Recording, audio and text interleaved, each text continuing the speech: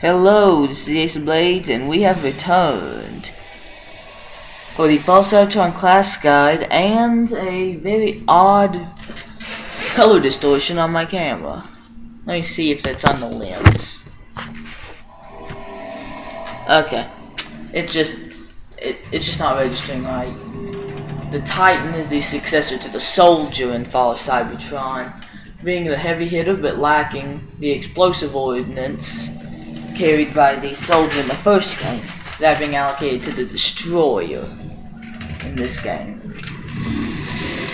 His weapons are the Energon Harvester, which is a close-range shotgun, fires 2 shots in a burst, does significant damage, and steals health from the victim to give to the wielder. The X-18 Scrapmaker, which is vastly improved over previous versions according to the game. It is a multi-barreled machine gun employing a Gatling-style spin-up before unleashing its fury. In other words, it has a wind-up time before it opens fire. And it was used as a prototype for the Soak, which is used by the single-player enemy, also called the Titan. Then there's the EDK Tech Volts. It unleashes a powerful electro-diffraction beam that coils and chains damage to enemies, devastating for crowd control purposes, and not a bad unlock for level 5. Then at 15 you get the Corrosive Slime Cannon, which fires a metal-corroding slime projectile. Upon explosion, enemies near the impact will be slowed, and any enemy killed by the slime cannon will disintegrate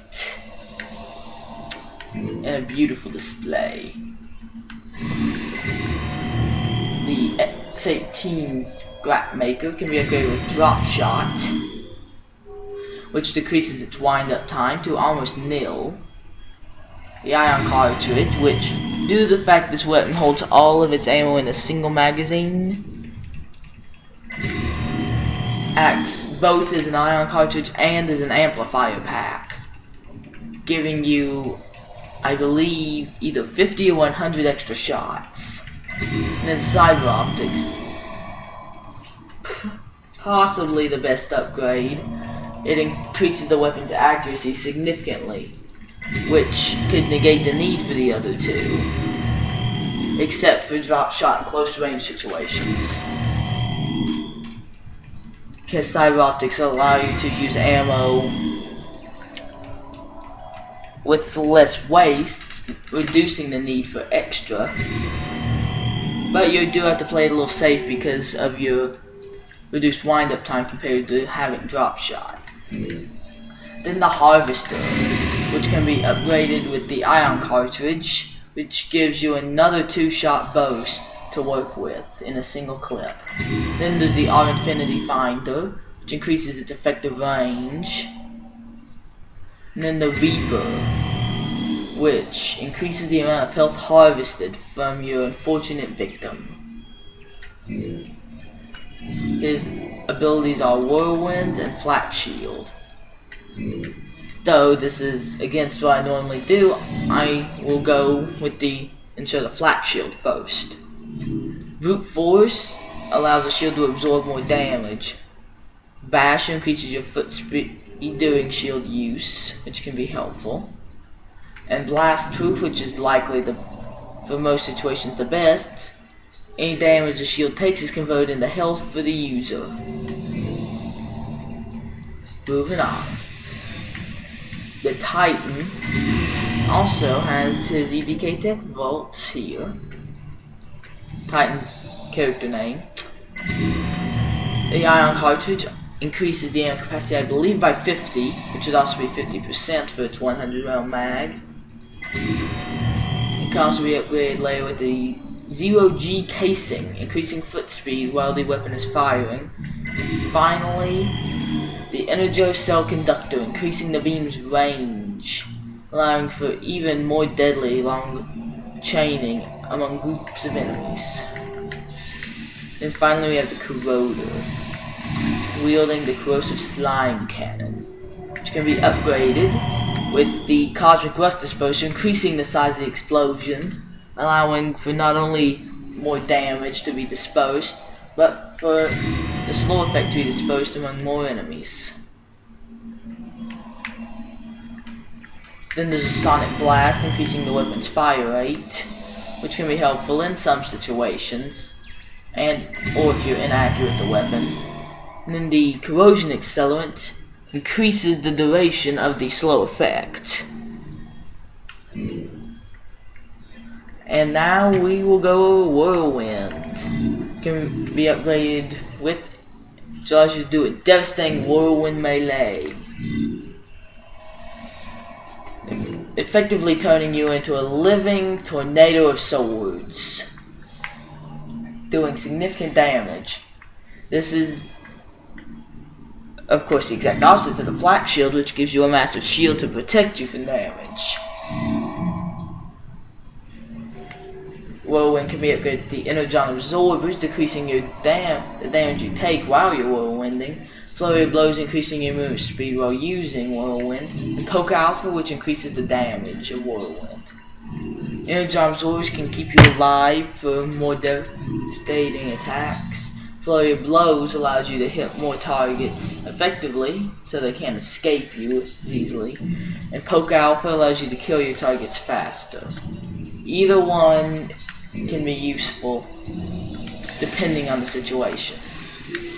And now we'll go over the armors. First we have the new Megatron. His updated visuals. Warpath, exactly the same as the original. Brawl with a slightly changed transformation, animation, at least. Sky Shots, unchanged except for sound. Unfortunately, they did not get rid of the weird tread things on the back. Then we have Demolisher with his eye patch. He is the only. An interesting fact about him is he is the only character originating from the Armada cartoon to be featured in this game. And I believe the only one in the entire Unicron trilogy. But don't quote me on that. And then we have Quake, a new character in Combaticon. His very unique, very spiky tank form. Then we have Perceptor from the Havoc DLC. Though it would make more sense that he'd be a scientist, his body style is more similar. His height, body style are more similar to that of a tank. But the only issue is his tank cannon looks a lot like his microscope form, which is used in one time in campaign and of course is based off his G1 appearance. Then we have Hardshell, and I called him Bombshell in the Destroyer Guide. A little bit of a name lapse because of different names in different series, different continuities rather. Taking on a Cybertronian insect form has his alternative. A very interesting form indeed. Then we have Grimlock, unlocking by the Dinobot pack. His mighty T-Rex form is very unique, you can see. And he maintains, of course he's scaled down like the rest of the Dinobots, because he is only the same height as Hardshell, who Slug smashed, and it's pretty obvious Slug was a lot bigger than him. You can see how small Slug is compared to the rest of them. Either way, on to the specialty heads. For reaching 25, you gain Beast, which is Grimlock's Dino Mode head. Unfortunately, it doesn't work right because his head's a lot bigger in Dino form, as you can see. Let me get a good angle. As you can see here, and now it's a lot smaller. Warlord, which is the single-player Titan, single-player Autobot Titan's head. Then you have Crawler, which is the head of, I believe, it is a single player bruiser, the heavy duty Insecticons fought in Grimlock's mission. And then Elite, which is Megatron wearing a crown. The last two being unlocked for hitting max level with the Titan in multiplayer after going Prime, and Elite for doing it with all classes. I'll see you next time when we finish this short guide series with the Scientist.